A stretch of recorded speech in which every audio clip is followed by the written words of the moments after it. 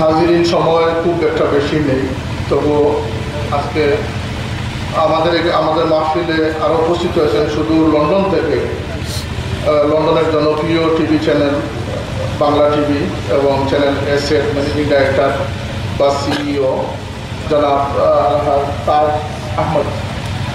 তাজ চৌধুরী, তাকে আমরা মোবারকবাদ জানাচ্ছি। মাননীয় মন্ত্রী মহোদয় ব্যাপারে আমাদের ইনকলাবের সম্পাদক মোহতারাম বলেছেন যে তার আন্তরিকতার কথা, সে বিষয়ে আমরা যাচ্ছি না। তিনি সময় সময় যে শিক্ষানীতি সম্পর্কে যে রিউমার যেটা বাংলাদেশে ছড়াচ্ছিল, আমরা মাননীয় মন্ত্রীকে বললাম যে এই ধরনের শিক্ষানীতি যদি বাস্তবায়িত হয়, ধর্ম নিরপেক্ষ শিক্ষানীতি, নাস্তিক মুরতাদদের প্ররোচনায়, তাহলে তো আমরা মুসলমান হিসাবে দেশে বাস করা অত্যন্ত কঠিন হবে। মন্ত্রী বললেন যে ঠিক আছে, আপনারা আসুন, আমাকে প্রস্তাব দেন, আমাকে পরামর্শ দেন। সেই পরামর্শগুলো এই একই বিষয়ে নয়, আরও বিভিন্ন বিষয়ে পরামর্শ যা যা দেওয়া হয়েছে মন্ত্রী মহোদয় সেটি অত্যন্ত গুরুত্ব সহকারে দেখেছেন।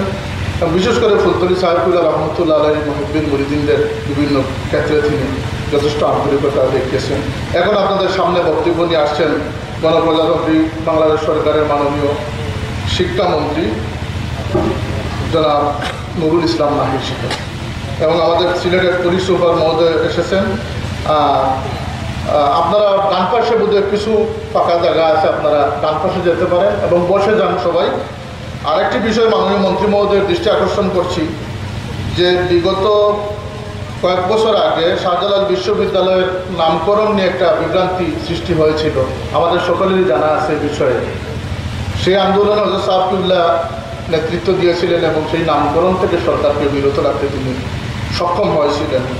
বর্তমানেও আমাদের সিলেটের শাহজালাল রহমতুল্লাহ আলাইহির স্মৃতিদৈন্য শাহজালাল বিশ্ববিদ্যালয়ের কতিপয় মানুষের রুচি সম্মত হিসাবে তাদের রুচিকে বাস্তবায়ন করার জন্য স্বাধীনতার ফলক হিসাবে মূর্তি স্থাপনের সিদ্ধান্ত নেওয়া হয়েছে।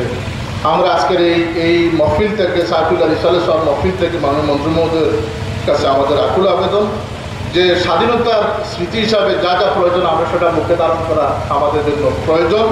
এই দেশ আমরা এমনিতেই পাই নাই, আমাদের বহু মা বোনের ইজ্জত এবং লক্ষ লক্ষ মানুষের রক্তের বিনিময়ে পেয়েছি এই বাংলাদেশ। এই জন্মভূমির সেই স্মৃতিকে আমরা আঁকড়ে ধরতে চাই, তবে মূর্তি স্থাপন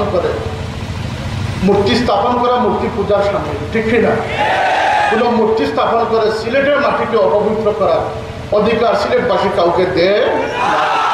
সুতরাং সরকার বা কোনো শিক্ষা বিভাগ যদি সিদ্ধান্ত নিয়ে থাকে, মন্ত্রী মহোদয় চাইলে কিন্তু সেই সিদ্ধান্তকে বদল করার ক্ষমতা আপনার রয়েছে, আপনার কাছে আমাদের আকুল আবেদন। এখন আপনাদের সামনে বক্তব্য নিয়ে আসেন আমাদের আজকের সম্মানিত মেহমান গণপ্রজাতন্ত্রী বাংলাদেশ সরকারের মাননীয় শিক্ষামন্ত্রী জনাব নুরুল ইসলাম নাহির সাহেব।